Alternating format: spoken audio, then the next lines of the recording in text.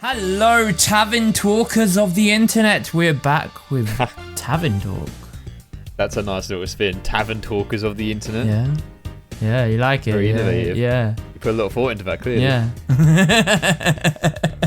The first time I nailed the intro, I caught it from you. Yeah, I did have a good Christmas. Well, I had a good Christmas, but my downfall was the start of the new year. Oh yeah. Well, downtrodden more like. Yeah, downtrodden. Yeah.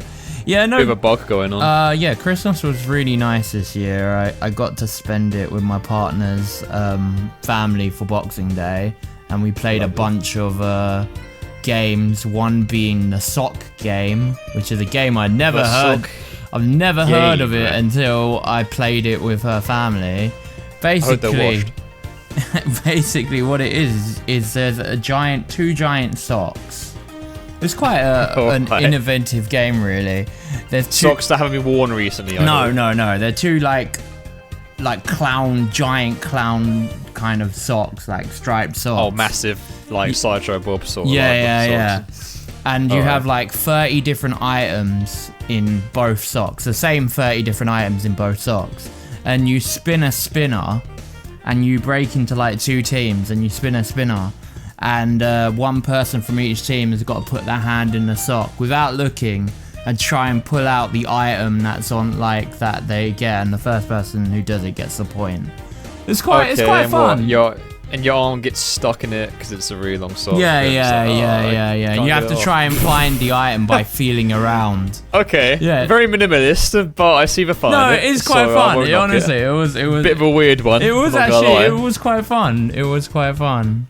Yeah. That's the main thing. And then we played this other game called Kazoo That Song, which was like... Oh, cool. You're experts at that. Yeah. Sorry, I'm drinking my tea right now because I've been up since 5 o'clock in the morning. Yeah. So it's going to be a slow one for me, but I'll do my best like I always do for these. No, anyway, right. Continue, Ben. Yeah, there's a little game called Kazoo That Song where you have like a bunch of different cards. You each get a kazoo, and you have a team, and you have to play the... They flick a card to you and you have to play that song on the kazoo, and then the other people in your team have to kind of guess what the song is based on how you're kazooing it, and then you have to do it in like 3 minutes, and you get like as many points as possible for like how many songs you get. It's quite fun as well. That was actually quite a fun game. I was actually really good at that one as well, because obviously we are masters of the kazoo. Indeed, you've had plenty of practice over the years, mate. Yes, plenty of requests and streams, and plenty of little parody versions of songs of LPs that we played over the years. I still need to do one for Phoenix, right? If I'm being honest, that seems like prime kazoo content, especially for that game. Yeah, we haven't done that on any of the Phoenix Wright videos. I know we haven't. We can't completely forget about the kazoo. We've got to bring it back for at some point, I think. Yeah, we haven't done a kazoo in a while. Well, sounds like you had fun for games, because I played Trivial Pursuit. Yay! As you do when the family comes around. Oh, that one caused so many arguments. Luckily my family's pretty chill, so we'll just have a laugh more than anything, which was good. I was about a bunch of competitive people. It was so basic, but it was chill. Not basic, no. It was chill, because we went down to Toby Carvery as well. I had the classic turkey gravy. Yeah. You can't have turkey without gravy, man. and Carvery is a place to do it, right? And there's one down my road that has really nice Yorkshire puddings and peas and vegetables and mashed potato and all that good stuff that we got in there. Love a good roast. So, yeah, we went very traditional this Christmas. It was just me, my parents, and my nan, and that was it. We just chilled out, and that was that. Did you get anything good for Christmas? I got a bunch of hoodies, and my partner got me a game which I will talk about on what we've been playing. Oh, cool. And I got a fair bit of money actually as well, which was nice, because for driving lessons. Nice. Yeah. It's hard to look back now when you were young and you used to get like games and technology and all the cool toys and stuff like that. Now it's like we're just happy to get clothes and money. Yeah, so we can honestly. get our own stuff. And I got a really nice pair of what are they called? The little like like sock slippers. They're like slipper socks. Yeah. Sock slippers. Yeah. Really. I get one every year. It's so cozy. Absolute preem present. They're so nice. Oh, it's so cozy. They go all the way. They cover your whole entire ankle. Your whole foot gets engulfed by cloth. Yep. So it's like two slippers in one. Yeah, and really it's so they're so awesome. They're so comfy. But you gotta renew them like every half year because they get really sweaty really fast. Yeah, sadly, yeah. To the point where they become unwashable. Yeah. But besides that, it's a price you pay because the sock slippers are so good. Every single time I go work, I always ask my colleagues, "Did you get sock slippers for Christmas?" And they're like, "Yeah, fuck yeah, I did." And we just have a laugh about it. Yeah. It's the thing now. It's the ultimate comfort. They are so nice. They're so good. Yeah. I got hand warmers too because I've got terrible circulation in my hands. Oh, and yeah. I got the one like main Christmas present that I got, besides like really small stuff here and there. I got a big barrel. Oh yeah.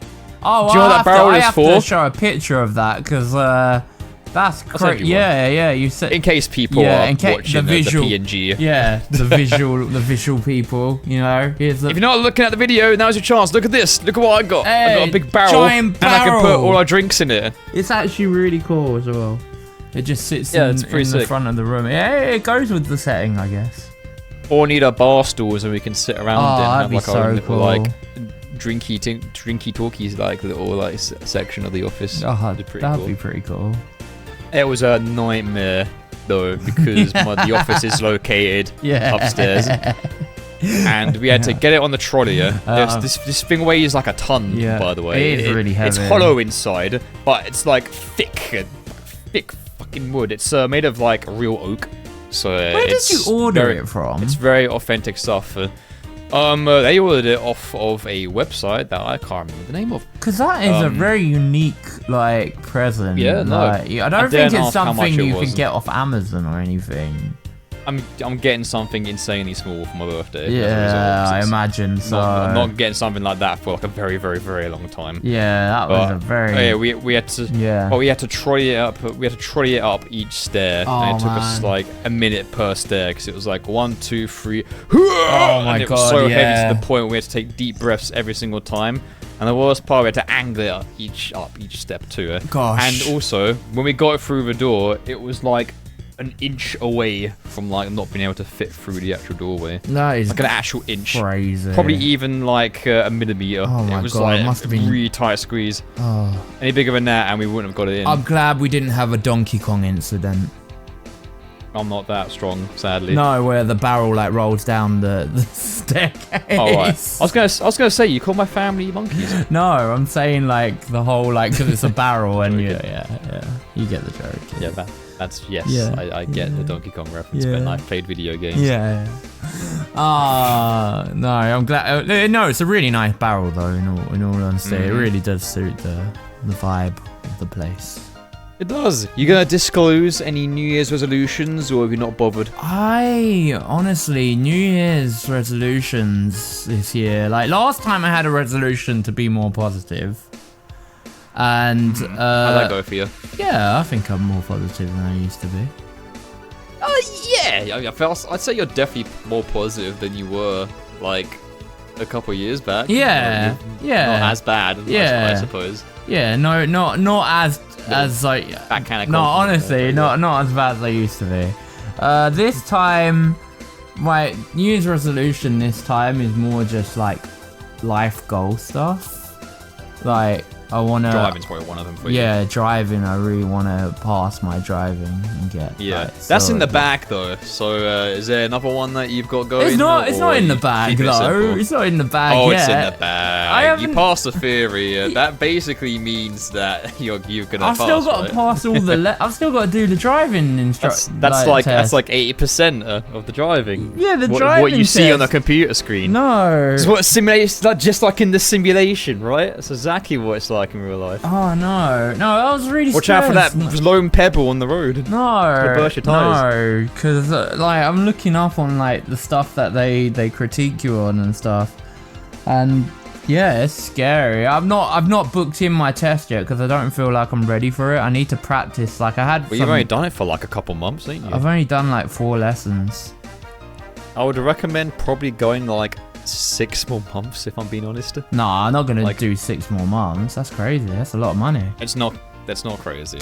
I mean, it depends on how much you're spending, and if you're doing top dollar, then fuck you, I guess. Yeah. But at the same time, it took me like a year and a bit for me to feel go comfortable, my and go to my tests. Yeah, I don't know. I want to try and do it within the. I want to try and do it within the year. If I'm being honest, like I feel like. Oh yeah, within the year is definitely possible. I feel like.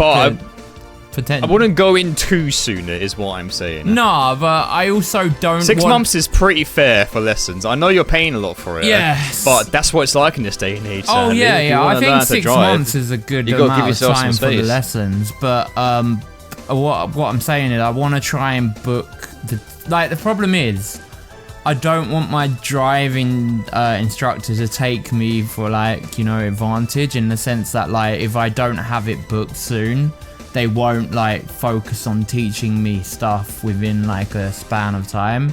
I think that's I mean, do you trust your driving instructor? I do at the moment. But they're not going to use you. Yeah, I do at the moment, but Then there's a lot that goes into it. Trust me, there's a lot of factors that goes into driving. I mean, yeah, a lot of it is just like stop and go, but there's also things like different sorts of junctions, roundabouts, weather conditions, night, I've already day. had those. It's all a bunch of stuff that applies into it. Yeah, But even then, there's like more variables on what kind of roads are going into. Yeah, I know. I did all the theory and You've stuff. definitely not done it all in like 2 months. Oh god, no. Theory doesn't count. You need practicals. I know.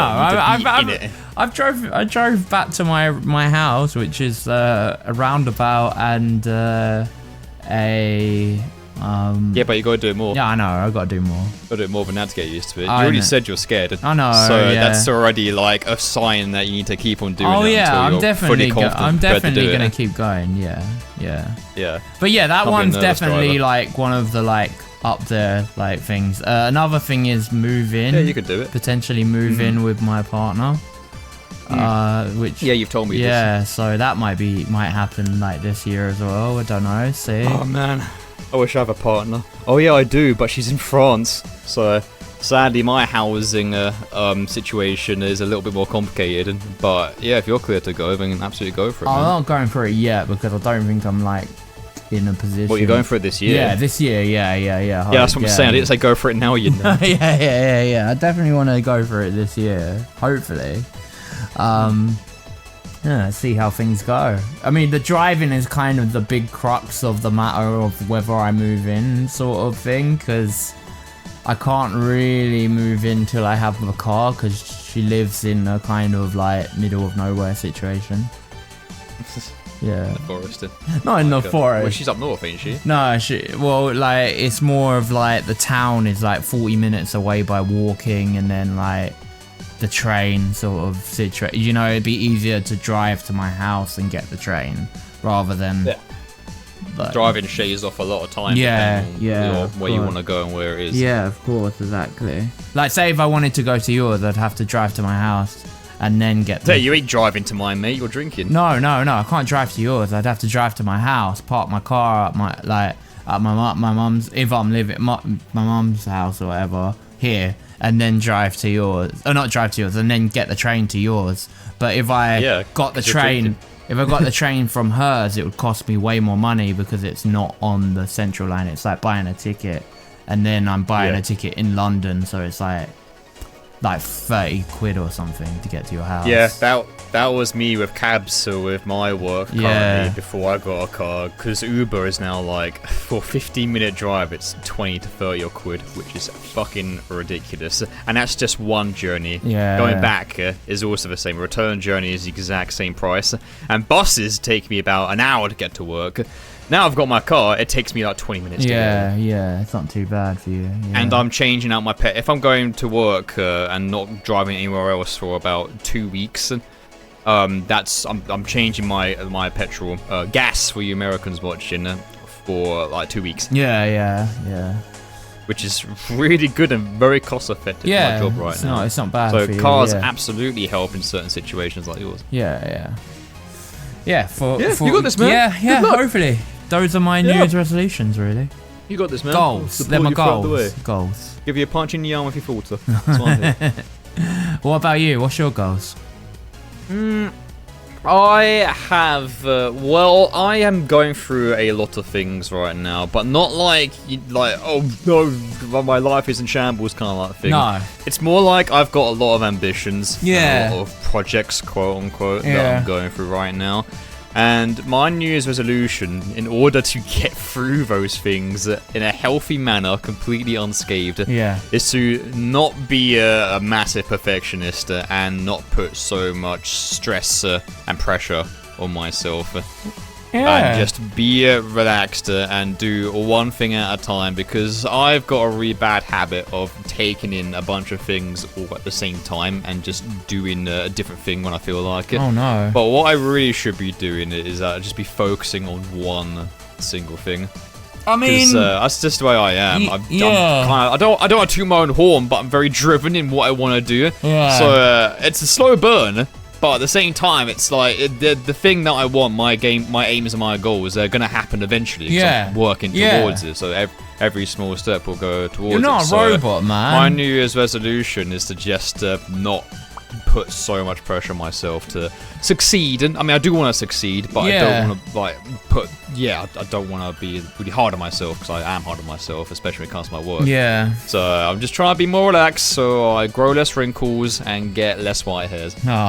Pretty much. I mean, you're not a robot, and that is the thing. Like, I'm a wrecking machine. No, but like some people don't realize how much work goes into burnout is real. Yeah, burnout is an absolutely real thing. Like they expect, I want to avoid that.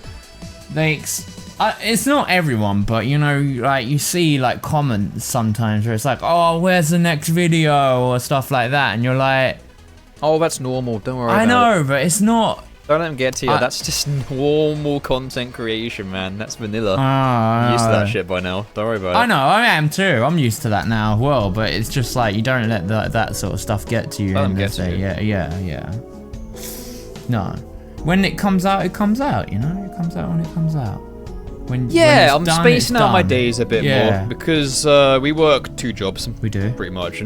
So it can be a little bit difficult to balance life sometimes, and especially the fact that we also want to do new things and have a bit of variety to our content creation. Sometimes this new aspect of content creation can involve a lot of heavy duty work sometimes in between the normal schedule that we've got to go through. So it's just finding the time, and if there's like a point during the week where, the really big independent project that I want to do, I've not done it for 3 days, that used to really spook me last year, because it was like nothing's getting done. Of course. But now it's like, chill, Joe, it's gonna be fine, it'll be done when it's done. There's no time limit either to these sorts of things. No, there's not. So it's just going about it with a cool level head, and I've got plenty of people who I know and love who support me through it as well, and reminding me of my resolutions that I set for myself whenever I falter. Exactly. So, that's my one. Keeping cool this year. Keeping it cool. That's nice. Straight and level. Oh, and I want to move out. Oh yeah, I mean, that is a big one, isn't it? But that's like a side resolution. That's a side hustle. Yeah, that is a big one. I'm keeping an eye out. I got some people. I know some dudes, we'll see what happens with that. Maybe you might get lucky. And get out of lifeguarding. Oh yeah, that's also another. And go on holiday more.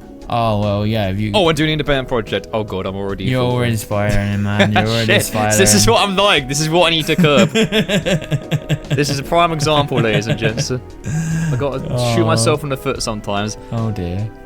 Got to learn the hard way. Yeah. So. No, I shouldn't learn the hard way. No, actually, that's the thing you're trying to avoid.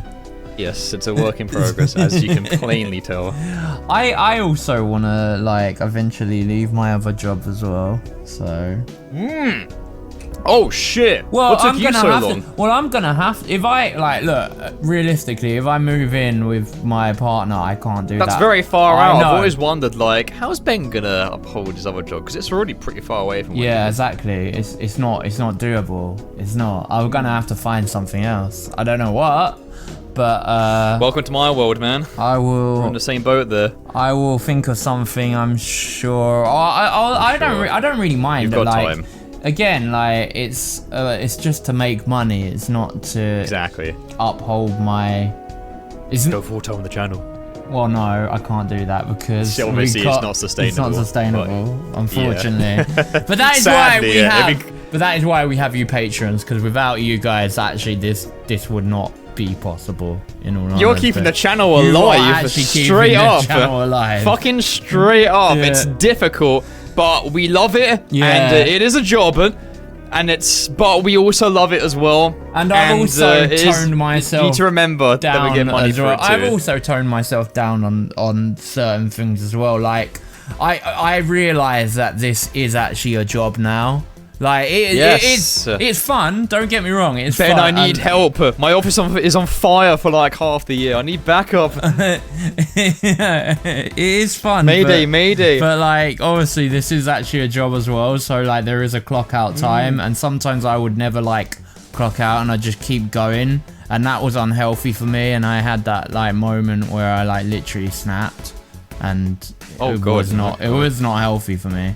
So I've actually set myself rigorous times now, where I'm like, okay, I go from 9 to like 5. I treat it like a 9 to 5 thing, and then after that, that's good I though, like clock off. That's good though, because it gives you a schedule, which means your work time will be more organized. Yeah. And then that way, content will be dealt with a bit more easily for you, especially. Yeah. Of course, except there are days of it's working out, but it's fine. Yeah, there are days of exceptions, of course, because like today we're doing the podcast, and then like I can only work. You can't help that, can you? I'm not gonna work straight after the podcast. I'm gonna just like. But this is also work when you really think about it. So technically, you're still doing it. I know. I mean, technically, yeah. So technically, I'm there working longer than 9 to 5. But yeah, reminding you there that this is also part of the job too. But this is fun. I love chatting with you. It's like a good yeah, it's like mates being mates.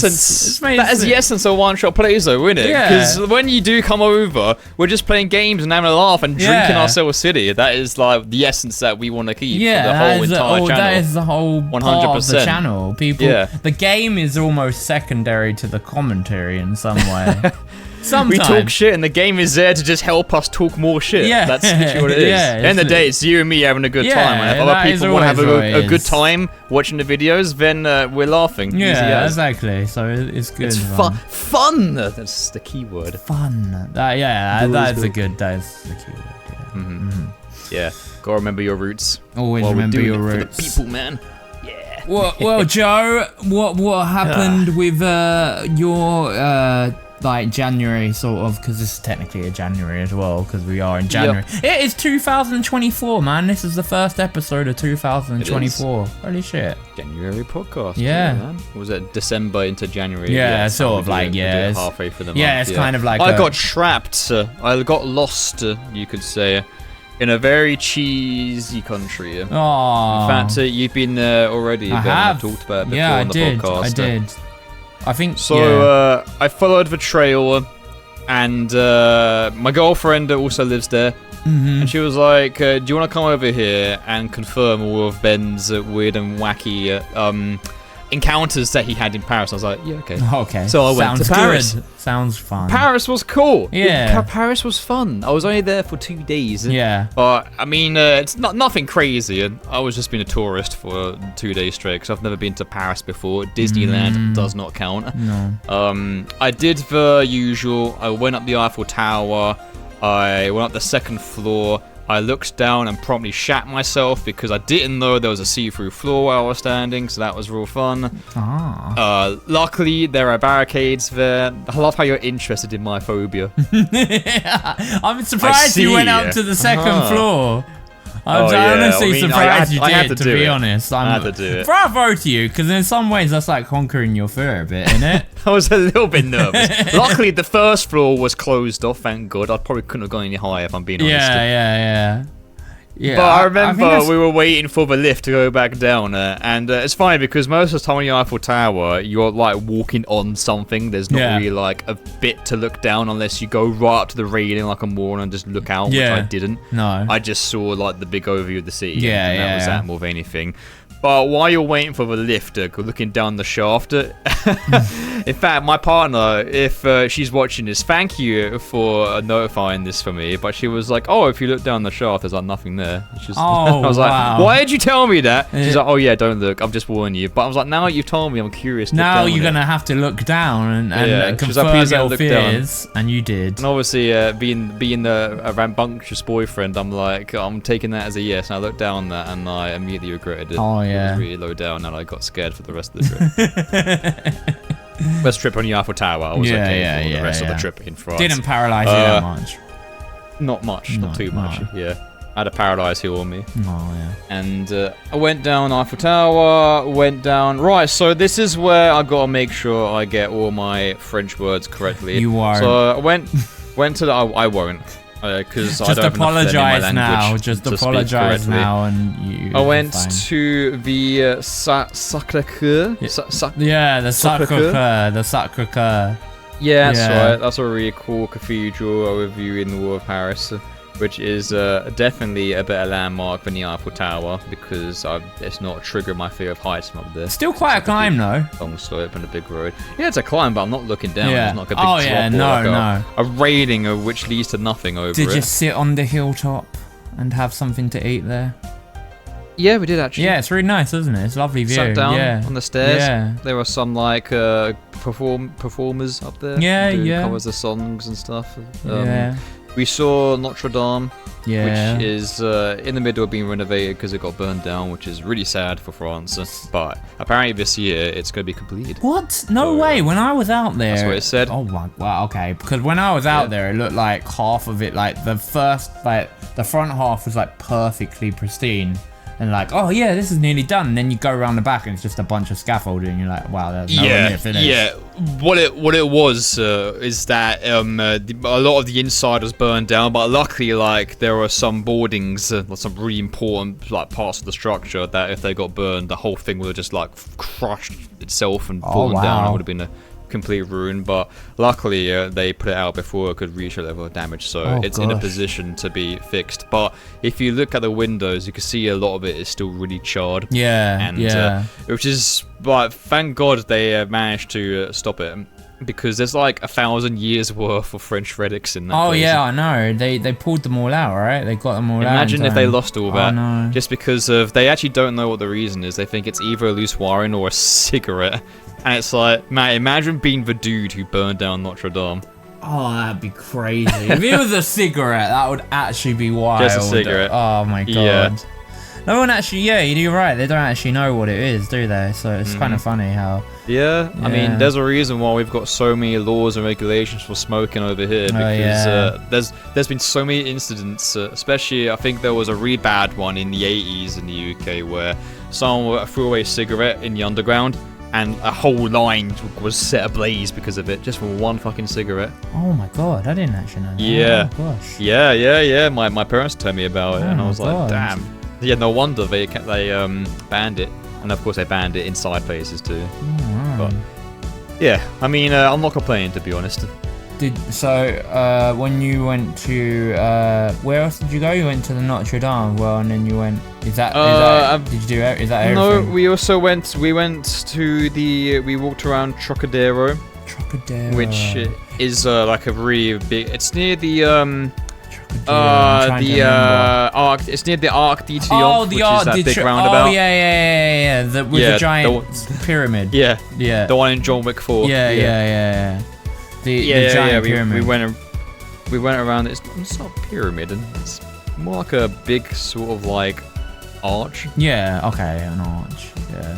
Sorry, I didn't mean to be technical. Oh yeah, the arch. Oh, I know what you're talking about. It's Sorry, not a 3D I was triangle. thinking of the Louvre. Sorry, yeah. I know what you mean, though. Yeah, it's the glass one, isn't it? Yeah, the glass one. Yeah. Yeah. We didn't go there. Yeah. But we went down a few rows down there where it was Rich People Central, and we didn't spend a single euro for obvious reasons. Yeah, you wouldn't. wouldn't. The lights are really pretty. Yeah. So that was cool. Yeah. And it's Cool. Besides that, we didn't do anything massive. We went to the Elden Ring concert. Hey, how was this? I was waiting to get to this. Just a premiere to the Symphonic adventure, which was pretty awesome. Yeah, I'm totally downplaying it. It was radical. Yeah. The last thing we did in Paris. Yeah, it was cool, man. Fucking hell, the choir went ham on a lot of songs. You showed me a picture, and it was like you had it was like, is there 150 people there? It looks like something like that. That's a crazy massive choir. I think it's more than that. Wow. Yeah, they had a big statue of Melania on the stage, and so cool. The way they did it was that they had footage from the game playing. And they had the orchestra, because it's called the Symphonic Adventure. Yeah. So an adventure plays out in the actual, on the screen there's a player character fighting a boss. But the choir down below on the stage is actually doing the boss fight music, which is really cool. Yeah, man. Some standouts were Godric's theme. I'll bet Godric's Radahn's was fucking amazing. That was my favorite. Did they have the boss? You said they had the boss fight going on as you. Yeah, they had the boss fight. That's so cool. It's like a big showcase of their moves. It's basically a big gameplay montage of a player character getting their shit fucking rocked by the bosses while their cool theme is playing, as it should be, really, to be honest. Because you don't really want to see a boss get completely totaled while their cool theme is playing orchestra version. Did they try and do you know when... It was funny though, because some builds, right? Because what they did was that different builds were fighting different bosses while the choir was going on, and there were some instances in the gameplay where they did questionable moves. It was like watching an LP where like there's this one guy who's doing a bow art, but it's only like a rain arrows move when the boss is like literally about fucking 300 meters away, and you can see people in the audience like going, "What? Why did he do that?" which was really funny to see. They're not meant to commentate on the gameplay. No. Stop. Yeah, I know. It was kind of ironic that we're still complaining about gameplay and how the way people play while an actual choir people are doing the music. It was obviously the main focus, but it was still really funny to see like little like body movements like. Why did he do that? I was gonna ask, like when they did like the video and stuff, did it sync up well to like the actual gameplay, or was it kind of like how when in the game and you get to a certain point the music changes because the boss is going to like the next stage? It does that. Oh, they did that. Yeah, it does that. Oh, that must have been so cool to see. It was in sync, as in, so for example, they would be in Liurnia, and the whimsical like musical player, and they do the night version as well. I only played this briefly. It's kind of like it was more of a focus on the boss themes, which was really cool. Oh, okay, they'd play like a minute of overworld songs, because a lot of it is like it's cool in the game, but a lot of it is ambience. It's focused on ambience more than anything. A lot of Elden Ring music comes from the bosses more than the actual. They played a minute or two from overworld themes, and then it would hard cut to like Raya Lucaria. Oh, okay. And then it would go to Ronaldo's room, and then do the second stage. It will go to first phase, where you're fighting the scholars and bursting her bubble, and then it will play on the thing with her phase transition to when Ronnie takes her wheel. And then the orchestra kicks in with the second phase music. It's so cool. I bet the transition to the music was shivers, so good. Man. Yeah, shivers the entire time. It was so cool seeing it live. It was awesome. Man. And that was also the world premiere in Paris. Because they're also doing a show in April at Royal Albert Hall in the UK. Okay, yeah. So if any UK people are watching this right now, if the tickets are still available. Actually, I don't know if the tickets are already sold out or not, because the Nier concert goes really fast. Yeah, the Nier's gone. Nier came back. I didn't get a notification. No, I didn't get a notification, and it's gone. It was gone. I was like, damn it. I'm pretty sure there's footage on YouTube somewhere, because there was a guy with a camera recording it all, moving about the orchestra. I'm sure they'll release. So it's probably online somewhere. I mean, I'm sure they'll probably release some bits of it anyway, because they generally do that. Like they generally release their orchestras now a lot of times, where people can watch them online. So. Might just it's all there. You might be in the crowd of the video. Who knows? In person. Yeah, I'm pretty far off, but you never know. You never and know. no one will recognise me either, because I've not done a thing. Yeah. If you see a black and white person sitting like in the corner somewhere, then that'll be me.